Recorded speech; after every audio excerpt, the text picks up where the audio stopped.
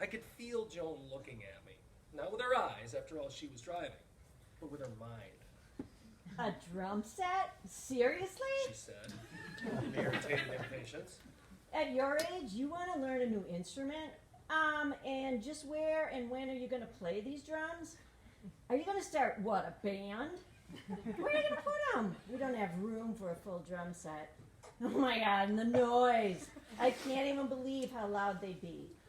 Have you thought this out, at all? In reality, Joan said none of those things. Instead, after a brief pause to digest my comment, she's an old pro in waiting a beat after one of my brilliant notions, she simply and sincerely said, Well, then I think you should look into getting a set. and with that, she continued driving as though she hears comments like mine every day. I'm relatively sure she doesn't. Now, after another brief pause to digest her comment, this was my reply. Seriously? I replied, sheepishly and a bit apologetically for even hatching such an idea, much less verbalizing it. I'm not sure at my age I should be learning a new instrument. And where would I play them and when? It's not like I'm going to start a band, and where would I put them?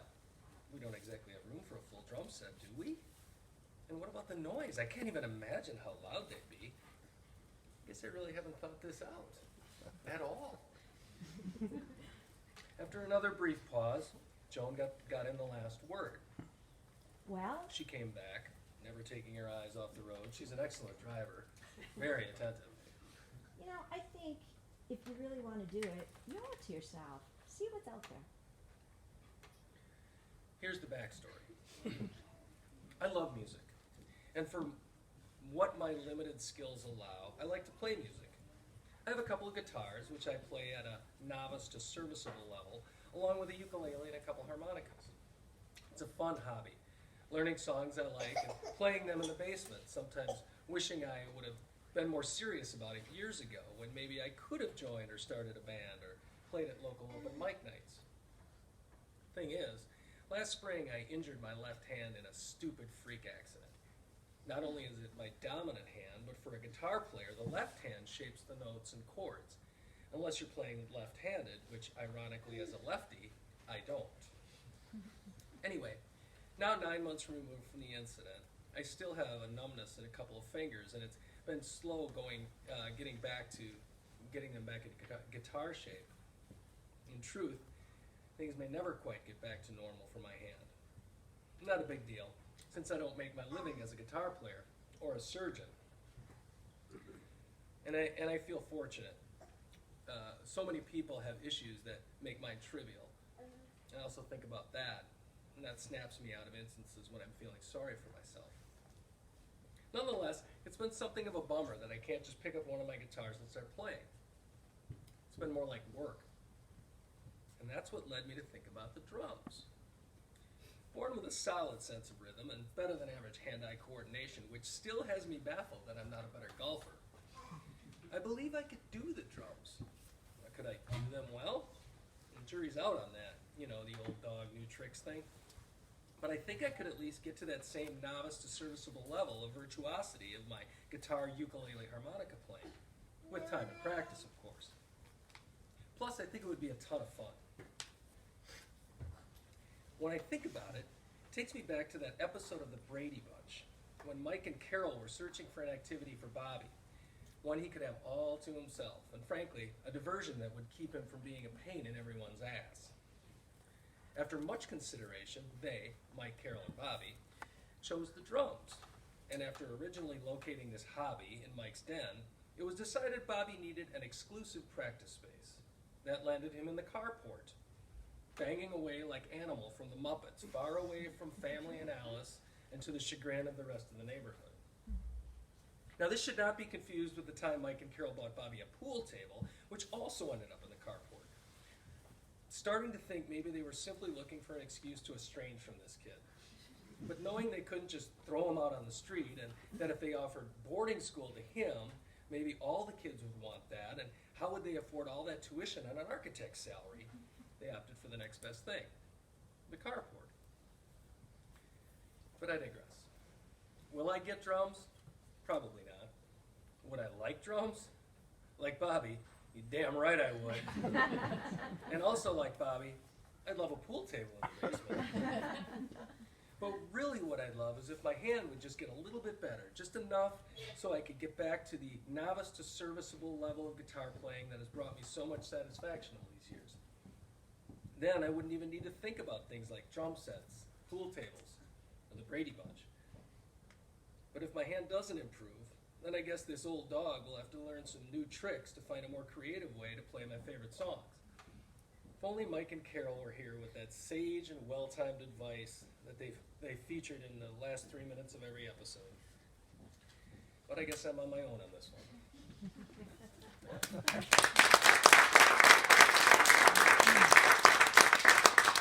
For those of you who don't know me, I'm David Haznaw. There are a few people in this audience I think do know me, and you know who you are. Now, before we go any further, let me just set some expectations.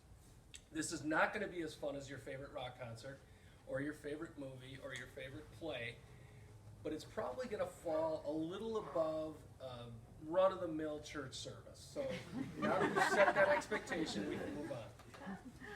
And one more thing, let me just dispense with the gorilla in the room. Yes, this is my real hair.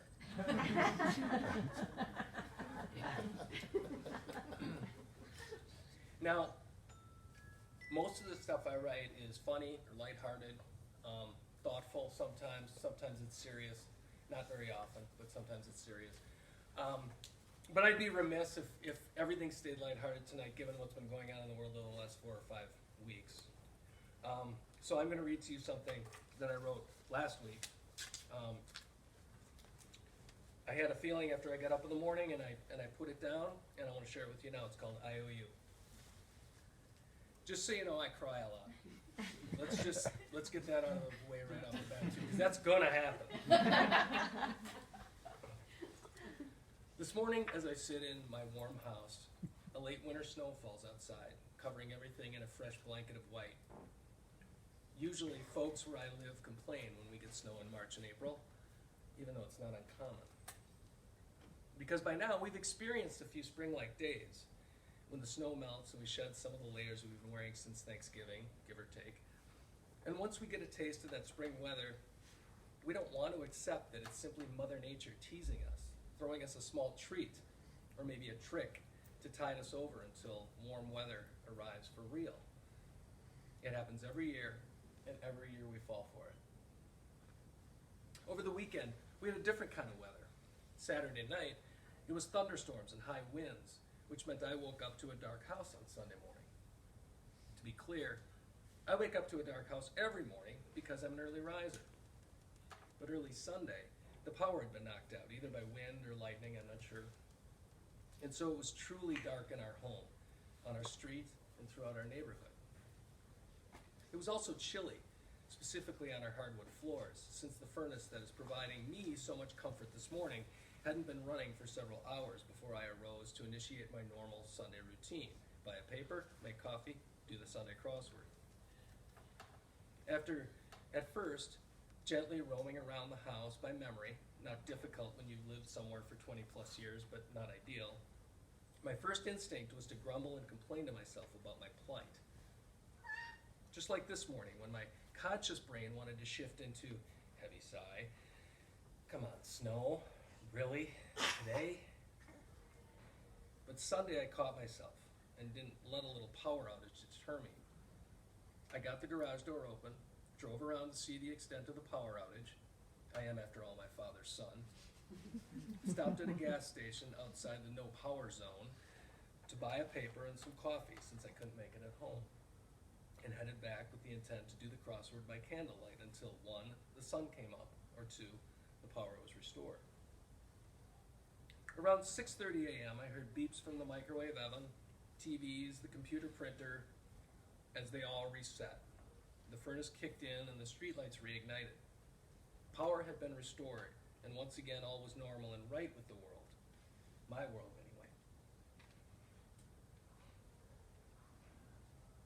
This morning I also caught myself before I started to complain. And instead of my usual response, I thought, come on, it's just snow. It's not bullets or tanks.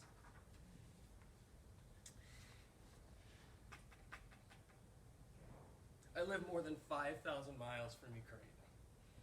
And my life, even on bad days, is infinitely better and distant from what good, innocent people are having to endure in their homes and homeland. My life isn't perfect, and neither is yours. I get that. It's part of what defines life. And because this is life and I'm human, I'm going to grumble and complain about things. Finances, the price of stuff, my workload, it's too much, it's not enough. The weather, temporary power outages, an aching tooth, a stiff back. But today, and likely for many, many days moving forward, I need to find a way to get perspective and to realize how lucky I am, because I'm not under attack.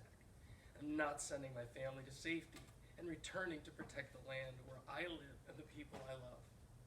I'm not having to explain to my family that, yes, this is just what we need to do right now. I don't know what's going to happen or where we'll end up. I'm not wondering where my next meal or bed will be. I'm not living in constant fear. I'm safe as anyone, and my life is predictable and stable. When I think of all that, I do feel fortunate, but I also feel guilty, because way too often I take that safety, security, and predictability for granted because that's my everyday. And frankly, it should be everyone's every day. Everyone deserves to be safe, fed, secure, and to have an appropriate level of stability and, yes, predictability in their lives. A good kind of predictability. Thank you. I don't know what I can do to change the course of anything on any level, but I do know, and I hope, and I pray that cooler, rational, intelligent heads will prevail. I hope and I pray that leaders, all leaders, begin to truly lead and unite, not only in and for Ukraine, but around all the issues we have in our own lands and neighborhoods, the things that cause people to feel unsafe and insecure everywhere, every day. And I hope and pray that I never take for granted what and who I have in my life. I want and need to understand how fortunate I am, and to use that understanding to help others who couldn't care less if my biggest gripe is a 3-hour power outage or a little unwelcome March snowfall. I owe others and the world that much, and obviously so much more.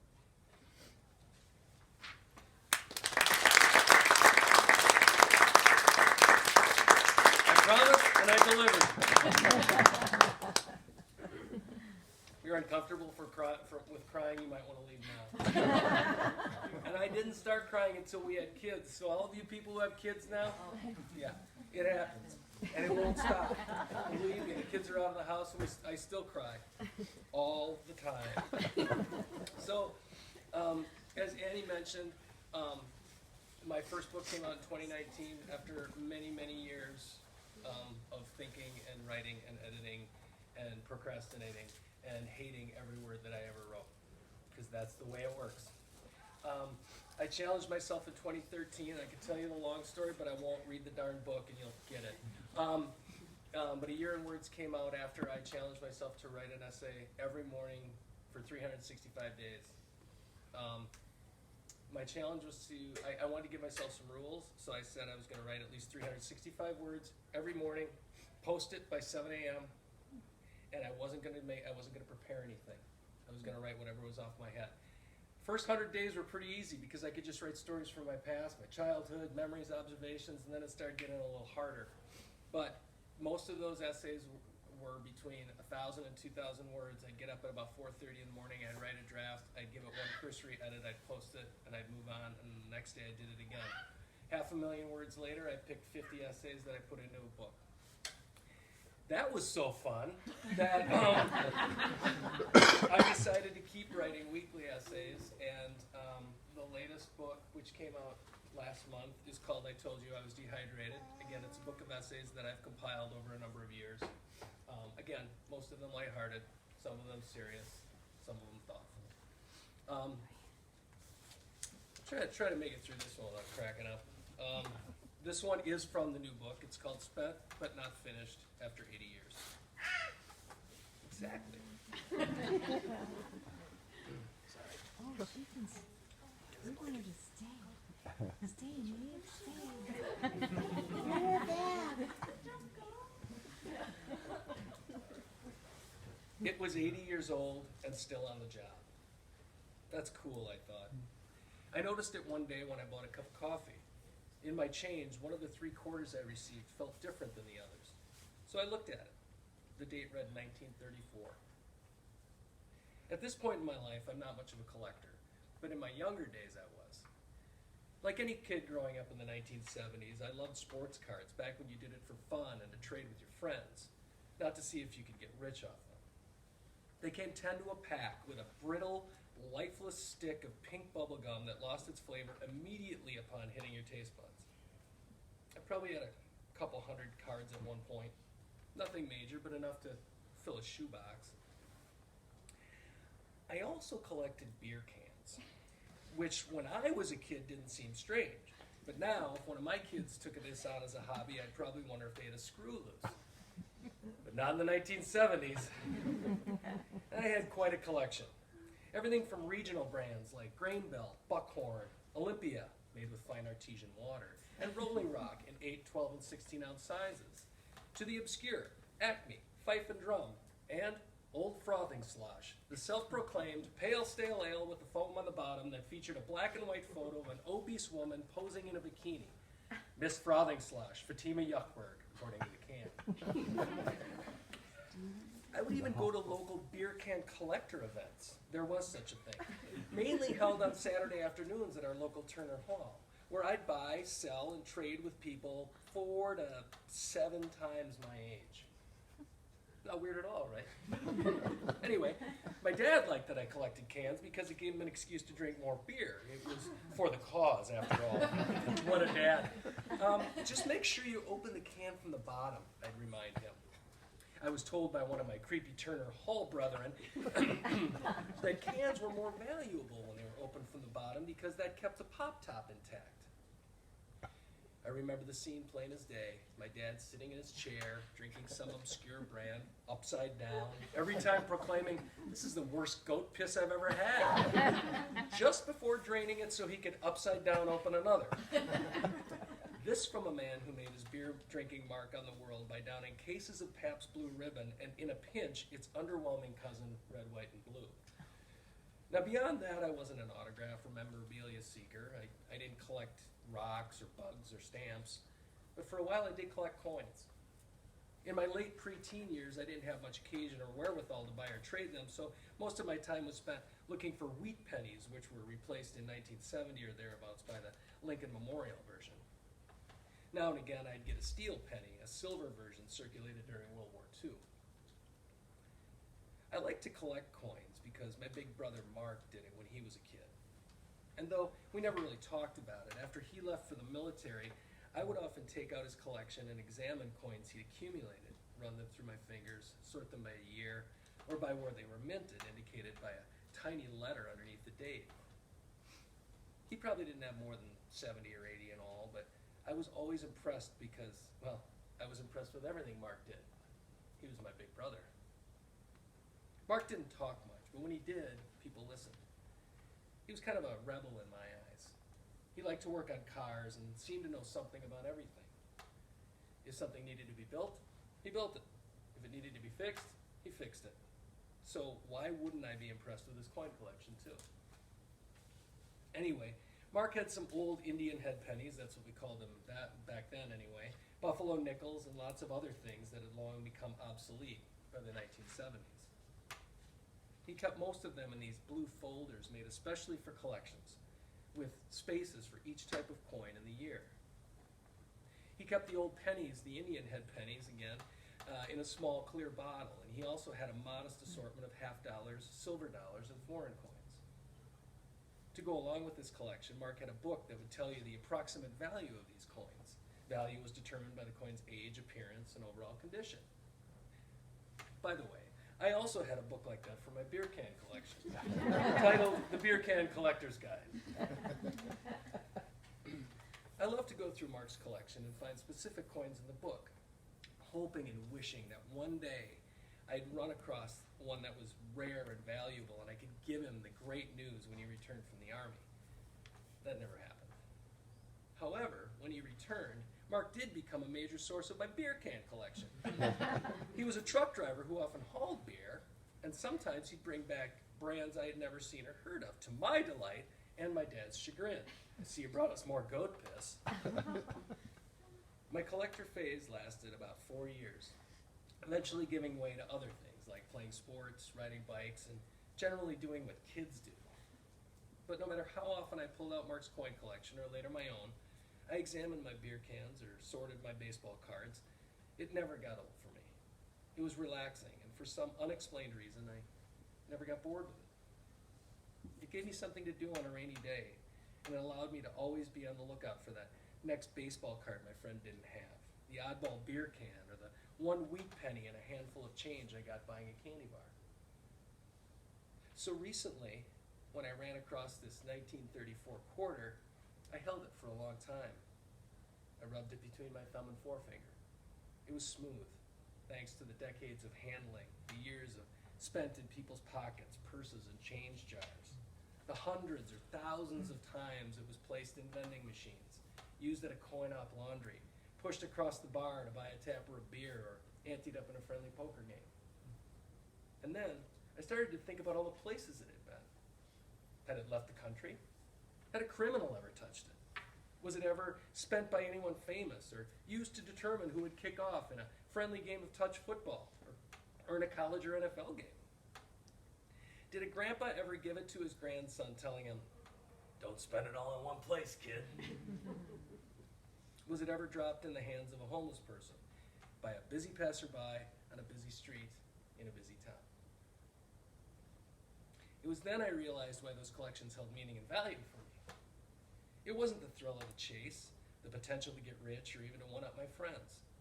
The value came in the history and memories that these things held, the people, places, and times that helped me build my history, a story that I hope is someday as rich and impressive as the story behind that 1934 quarter.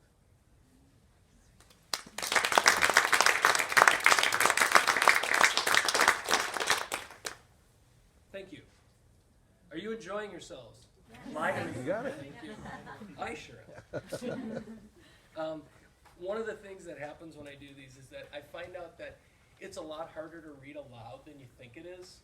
And I've had people who have read my stuff have asked me, like, off the cuff to read something. I'd be like, yeah, sure. And then some things just aren't read well out loud. So I try to pick things that I can not sound like an idiot reading. But yeah, this is fun. I enjoy this. So if you guys are having fun, we'll just keep going. Again, this book, as I told you, I was Dehydrated. First book is A Year in Words. I'm not trying to sell you, just informing you. Giving you a little palate cleanser here. If you have some questions at the end when I'm done, and I'll be done somewhere between 11 and 11:45, please feel free to ask questions. I'd love to hear from you. I know you're here for me, and that means the world to me, but what people don't realize is that I'm here for you. I'm here to see you. This is huge for me. I love to be in front of people, but I also love to talk to people. I love to listen to people. And if I can help inspire anybody to tell their own stories, to write, even if they do it for themselves, I'd love to talk to you about anything, and I'd love to answer any questions you have. I don't know if anybody knows this, but when I talk to Annie, other than family and you beautiful people who are here, nobody really knows me in Minneapolis, and so you have to try. I tried to have a hook when Annie was gracious enough to say, "Yes, you can read here, you unknown hack." I think her words were stronger than that, but let's just go with that. I said, well, you know what? I'll tell you what. If we're gonna do this on St. Patrick's Day. By the way, thanks for coming on St. Patrick's Day, because Jesus, I wouldn't be here to St. Patrick's Day. I said, well, I'll tell you what. I'm going to give you a sample of my work and the way I do it, and it's going to have something to do with St. Patrick's Day at this reading. So this is what I'm going to read to you right now. I wrote this morning. I did not have an idea for it until this morning. I woke up this morning, I got up when I usually do, and I wrote this and edited it, and this is the first time it's ever going to be read. It's called One Lucky Leprechaun. Again, remember what I said before about the... I know I jinx myself when I say that. I'm not Irish. What I have learned from my family's foggy and sketchy lineage, I've been told the Haznaws are German and Czech.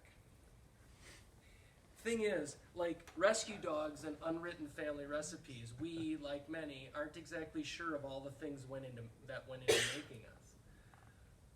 In other words, the Haznaws are mutts. Stew, goulash, a mix of ingredients, breeds. Even our name is a jumble.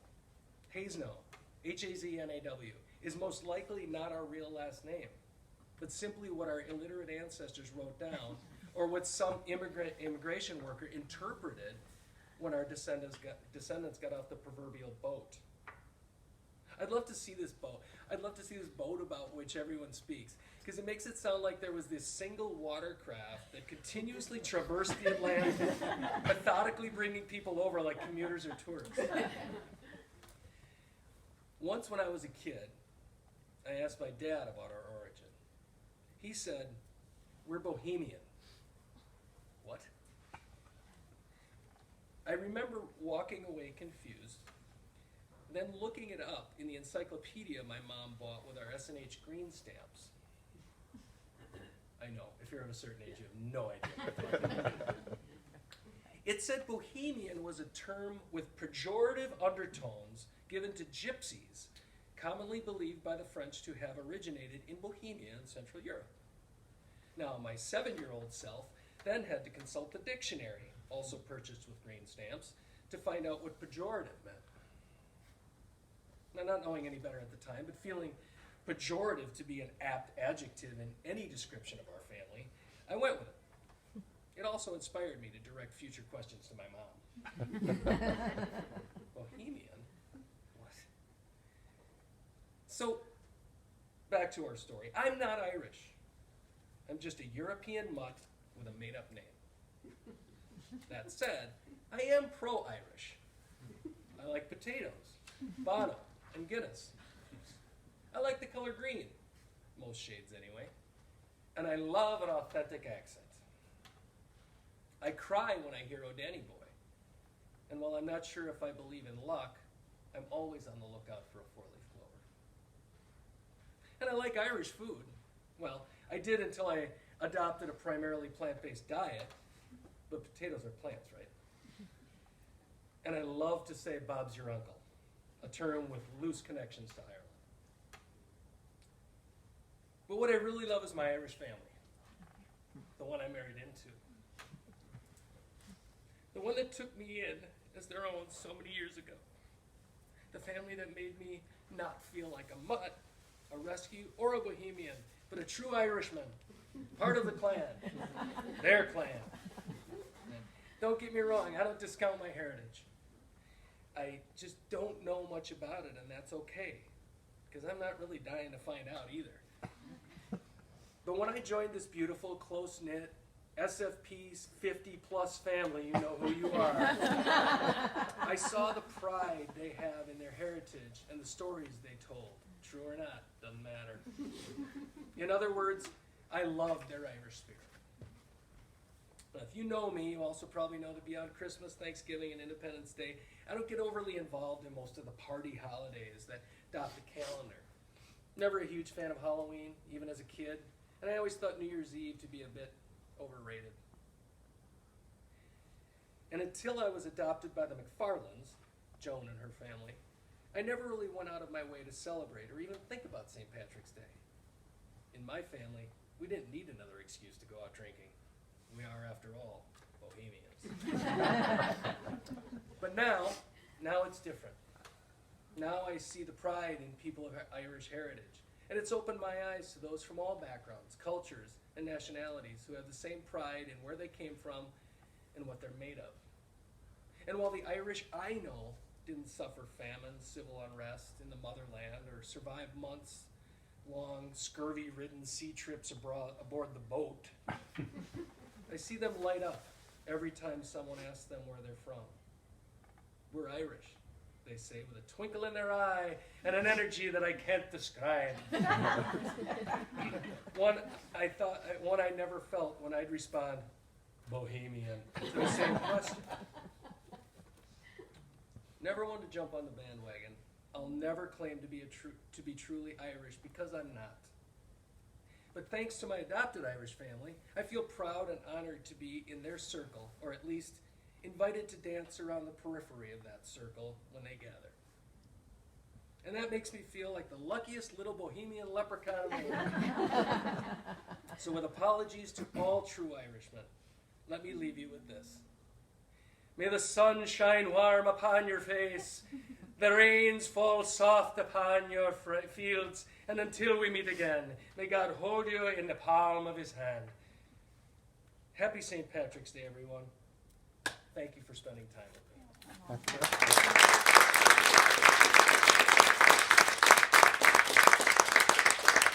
Now, since none of you have run out here screaming, we have a choice. I can take questions, I can read something else, or we can all run out of here screaming. Anyone? Read. All right. Well, in that case, I'm going to read one from my first book, which I think I've mentioned. I did a five-piece, well, let's see, now here we go. See, I said I was going to read something, and now I don't know. Okay, I can't read something. Okay, I'm going to read this one. This is another one. Here we go. This one, I like this one. Okay. This is called Cooling a la carte.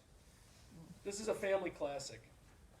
And I will tell you, I can't remember who it was. Some memoirist said, you tell your own stories as you remember them, and they're never 100% accurate. I'm going to tell you something right now. Every single word of this thing is accurate. And Joan, while she wasn't there for a lot of it, she can attest to it.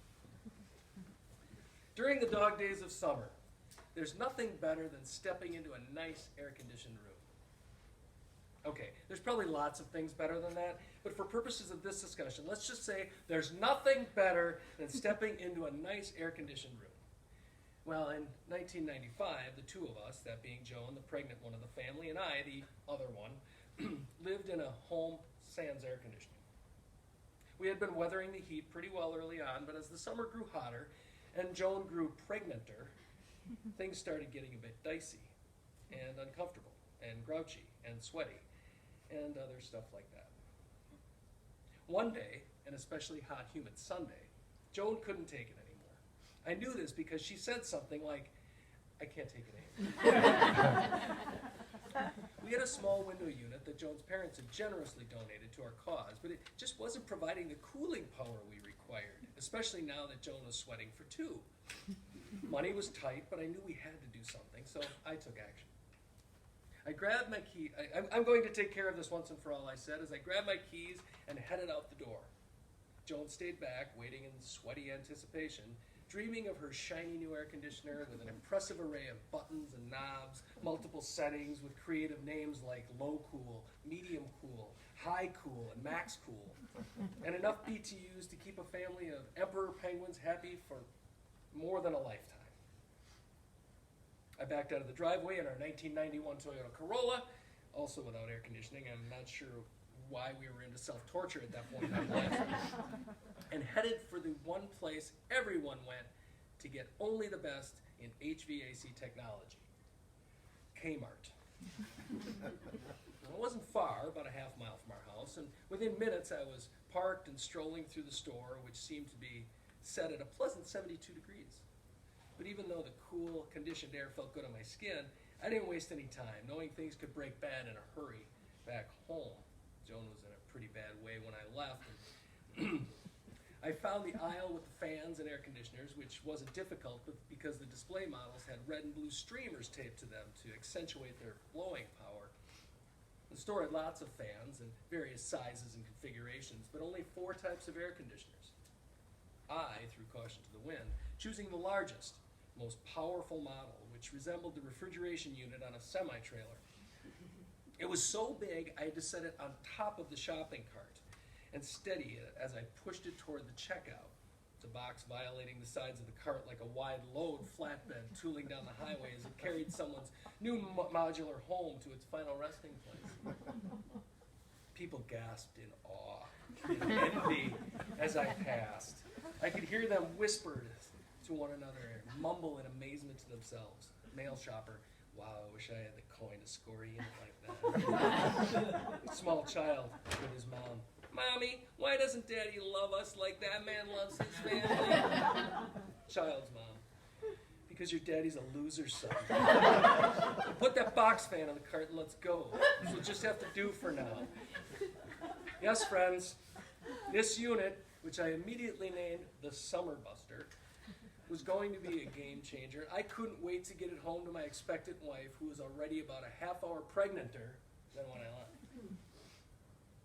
When I checked out, the cashier didn't even have words. She simply scanned the price, processed my credit card, and smiled as if to say, "Your wife is one looking woman." Indeed. Brimming with pride and satisfaction, I arrived at the 91 Corolla, popped the trunk, and hefted the hulking unit, which I kid you not weighed 100 pounds if it weighed an ounce, to waist level. I then proceeded to jam it into the trunk that was about half the size necessary to accommodate it. So I did what anyone would do. I tried again, and again, and then I took it out of the box. Well, surely it'll fit now. I said to myself, having lost a touch of confidence and sanity that I had not 3 minutes prior, along with about 3 pounds of water weight. No luck. Next, I tried to jam it in the back seat. By now, others had noticed my dilemma, but no one had stopped or even slowed down because that could indicate they wanted to help me. Frankly, I wouldn't have stopped to help me either. This beast wasn't even close to fitting in the car. After 10 minutes, I was flop sweating, frustrated, and trying to figure out how I was going to get this monster home. Did I mention our other car at the time was a Mazda hatchback, which had less room than the Toyota? It also had no air conditioning. Jesus, what is wrong with us? I was screwed. Well, as the old saying goes, desperate times call for desperate measures. And let me tell you, my next move was about as desperate as it gets in a Kmart parking lot with a pregnant wife at home on a 96-degree summer day. First, I estimated the distance home, and I gauged the chances I would get caught. You see what's coming, right? And then I did the only thing I could think of. I put that beast back in the box, hoisted it onto the shopping cart. Remember, it isn't in the cart, but resting precariously on top of it, and set out for home. On foot. Now, the parking lot was one tough customer, with cracks and broken asphalt causing the cart to jump and jostle and threaten the integrity of the entire mission with every wobbly revolution of the worn, squeaky wheels. I was starting to think I had bitten off more than I could chew. But it was too late to turn back. So when I hit the sidewalk, things got worse. Every crack caused the load to shift. First to the left, whoa, then to the right, holy sh! And then the front wheels would spike themselves in an unseen section of concrete, causing the box to lurch forward just as someone would drive by and shout out some remark. Neighbor guy, hey, nice air conditioner, Dave. Stranger number one, can I borrow your cart when you're done, buddy? Kid on bike, is that thing street legal? Stranger number two, don't forget to pick up eggs and milk on your way home. It was like when you get pulled over and coincidentally everyone you know, along with every aspiring stand-up comic, drives by while you're sitting there waiting for the officer to write your ticket. But I was not to be denied. I kept saying to myself, through the buckets of sweat pouring from every crack, orifice, and pore of my body, I'm getting this son of a bitch home if it's the last thing I do. After what seemed like an hour, probably 10 minutes, I had made the final turn, an extremely risky maneuver since I had to navigate the bumpy concrete ramp on the sidewalk, nearly causing a T-bone collision with a late model Buick. But somehow I made it, in sort of a walk-run across the busy four-lane thoroughfare, one hand steadying the unit, the other steering the cart, or more accurately, the cart steering me. And moments later, some 45 minutes after I left home, I arrived in our driveway. I was home free. Well, almost. As I turned into the driveway of our modest Cape Cod, the back door swung open and there was Joan, with a look on her face that said, well, I don't really know what it said. And at this point, I didn't really give a shit. Just as she opened her mouth to speak, I simply said in a tone similar in volume, attitude, and timbre to some scary, intimidating Clint Eastwood character, not a word. Not one word.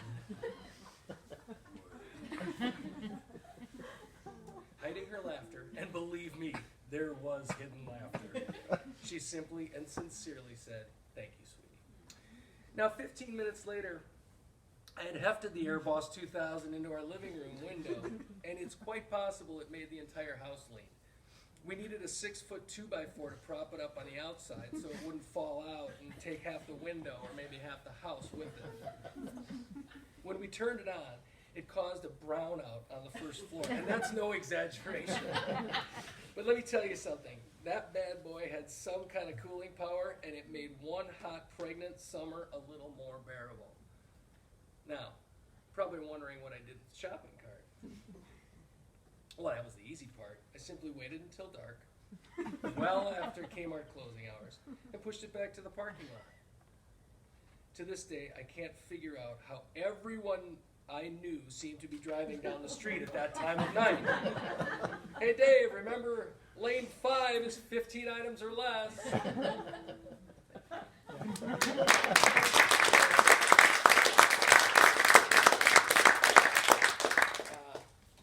So with that, again, thank you for coming. I want to thank Annie Metcalf, and I want to thank Majors and Quinn. This is a fantastic bookstore. I love it here. I'd live here if I could, but I don't, and they won't let me.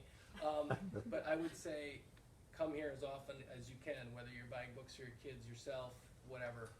These guys are great. So thank you, Annie, and thank you to your people. Thank you. I want to talk to you guys. So for the time we have remaining, if you have any questions, I'd love to answer a couple now, and I'll be up front later on, after we're done. So does anybody have any questions, comments, criticisms?